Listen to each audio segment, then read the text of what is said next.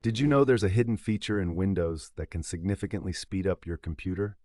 It's called the GodMode folder, and it puts a wide range of settings at your fingertips. To create this magical folder, just follow these simple steps. Right-click on your desktop, select New, and then Folder.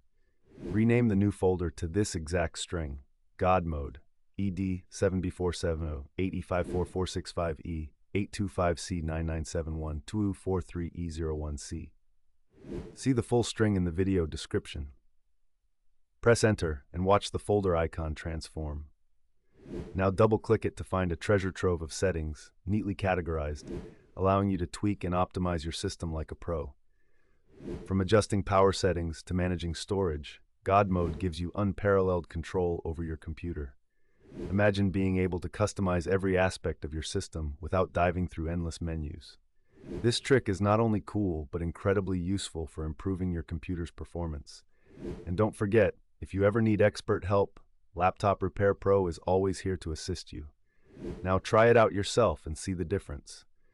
Right-click on your desktop and get ready to unlock the full potential of your PC with GodMode, a hidden gem for every computer user.